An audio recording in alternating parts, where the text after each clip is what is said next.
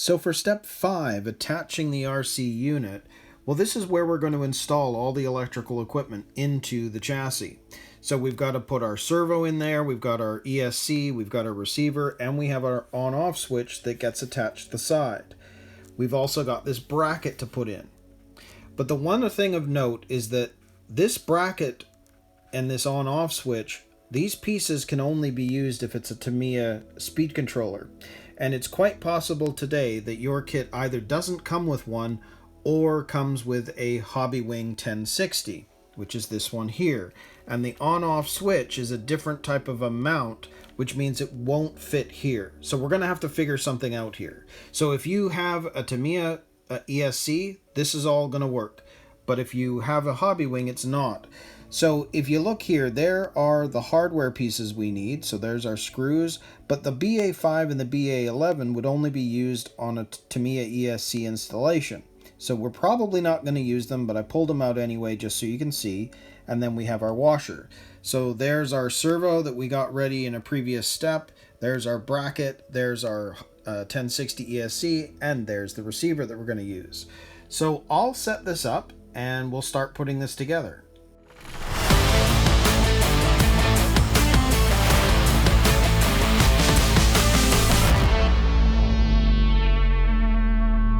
So I think the first thing we'll do is let's get the servo installed. And you can see on the chassis itself there are two holes. One is just a circle, one is an oval. And that's more or less so that you can, depending on your servo itself, there may be different sizes, etc. It gives it a place to do fine tuning. So in our case, we're going to stick the rods through that hole, and then this is going to be attached right there using these BA4 screws. So there's only two of the BA4s and there's two of the BA12 washers. So you can see this is going to go up in through a washer. In fact, I'll put the other washer onto this one as well. Into a washer. And then it's going to go up and into that bracket that we put on before. So you can see here that this one is going to go into that hole there. And I'm just going to use the screwdriver to help get that into the hole. There we go. And then that's going to be screwed into that one right there. There we go. And now we'll turn that in. Now I'm just going to make sure that those are out of the way for now while I screw this down. And I make sure that that's going in level. It does seem to be.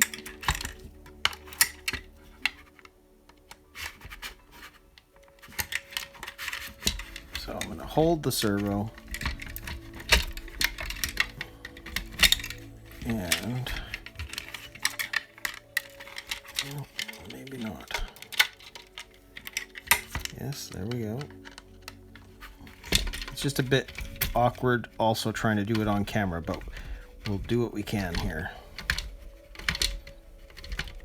So in the end, I've actually installed this off camera, and it's mainly because with the camera in the way, I needed more leverage to be able to screw these screws in to get this attached, and it was actually, if I'm honest, harder than it should have been.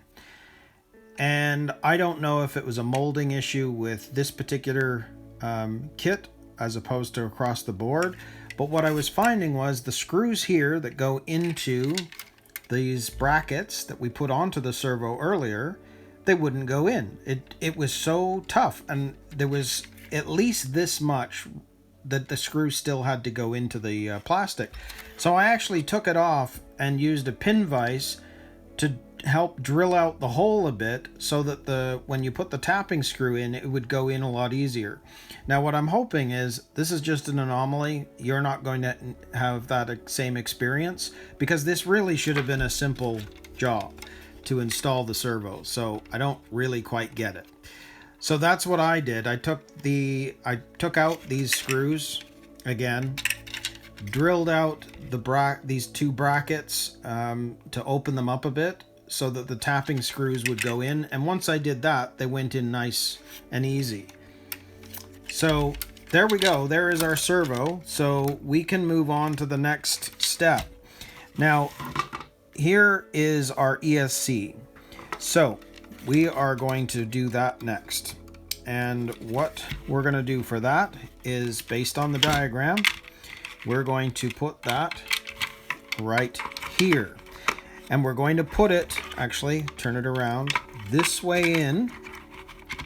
So if your kit came with the Hobby Wing, we're going to put it in that way because this cable needs to go inside of here and underneath to be able to connect to the battery. And then these two wires will eventually end up going through the hole back here to go to the motor once we attach that.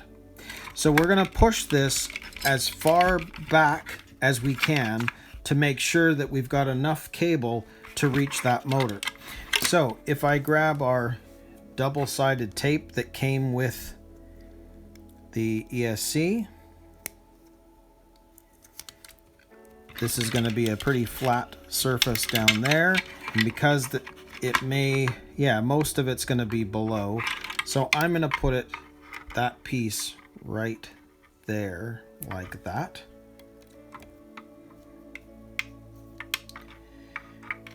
And then we're going to peel off the red part. Come on. There we go. Peel off the red. And again, we're going to take this and put this as far over as we can and to the bottom. There we go. So there we go. There is our ESC installed. So again, this cable will eventually go down there, and then these two wires are going to go out and through this hole back to where the motor is. That's how it's going to end up connecting. Now this, well, that's a different story. This is our switch, and notice it doesn't have the ability to even reach over here. So I'm going to show you what I'm going to do with this. We're going to actually turn it to the on position, and I'm going to have it sit right there. It's out of the way. Yes, it's on, but because of the way this is going to work, as long as you turn on your transmitter first, you won't have a problem. It's okay that this is on, but there's no way it's going to fit there. So I'm going to grab our double-sided tape again.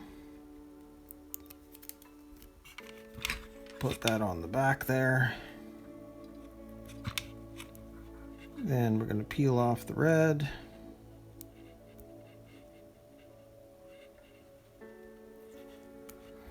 And just so that we've got some access to that switch if need be, I'm going to push this all the way to the back there.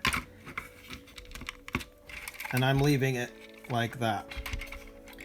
So it's in the on position. Obviously, if you take the body off, you could turn it off. But remember, this body goes down with screws. So you're not going to want to take this on and off. So I'm going to leave it in the on position. And then we're all set. Because all we'll need to do is turn the transmitter on and then plug in the battery and you'll be ready to go. So that's how we're going to solve that situation. So now with that done, we need to put the receiver in place. Now in my case, I use my receivers for multiple kits. So I'm going to be putting this down by Velcro. So what I'm going to do is, you can see here, based on the positioning, they want it basically here. And then that'll mean the wires will plug into that. And this will go up and inside the antenna. So what I'll do is, we're going to grab one of these pieces. What I tend to do is actually put it on the back of there, just so that it's in line, and then figure out where I want to put this. Knowing where they're showing, I think I'll end up putting it right there. So there we go. Now that's on by Velcro, and when I need to, I'll just take it off. But this will now go up in the antenna pipe easy. So now that the electronics are installed, you can see we've got one last thing, which is to put this onto here, and it looks like we've got 2 of the BA3 screws going from the top, but it shows you feeding the antenna up into the unit. So let's do that. So we know that this is going to sit like that on the back, okay? And you can see that they want you to put the antenna into the little hole at the back here, just like that. And then this will fit onto the back of there. So again, we know we've got the 2 BA3 screws. So we're going to take one of the BA3s and we'll get it down there.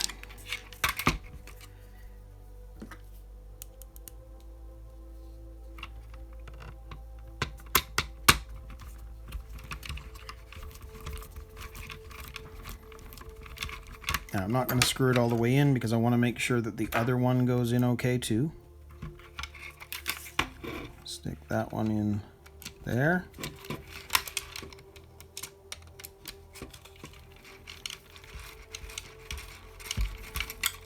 Well, that's gone in okay, so I'll just screw that all the way down. And I'm kind of screwing both in at the same time. Now, because these are tapping screws going into hard plastic, once you get to the end, you know you'll be at the end because it'll just stop. There we go. I can't screw it in any farther than that. There we go. So there is our bracket and our antenna up through there. So the 2 screws went in through the top, but you can see that there are 2 screws that also are going to go in through the bottom, which actually will end up helping to attach it to this piece right here. So we'll take these 2 screws, and again, it's easier from this side. Let's screw that in, and I'll grab the other one, put that in there.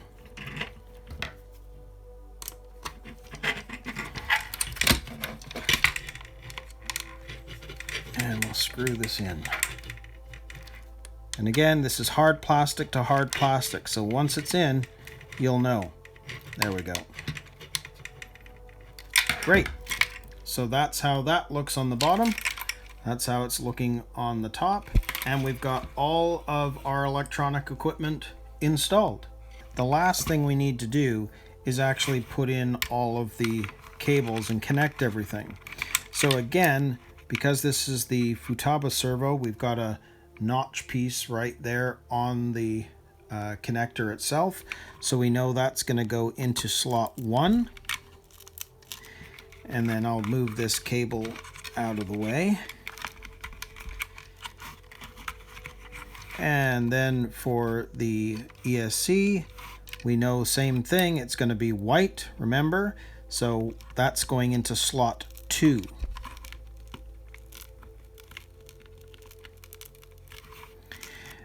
And then that's going to be pushed down. Now, I know that they show you using the zip ties, and there are some. I am not going to do that at this point because, one, as I mentioned, I use the receiver for different vehicles, but also if you look at the way this is, once the body's on, I'm not too bothered about the positioning of all of this. So I'm good with this. And if need be, we can zip tie it a bit later, but we'll see. But otherwise, that's it for step 5. So we can move on to step 6 now and start working on the front arms.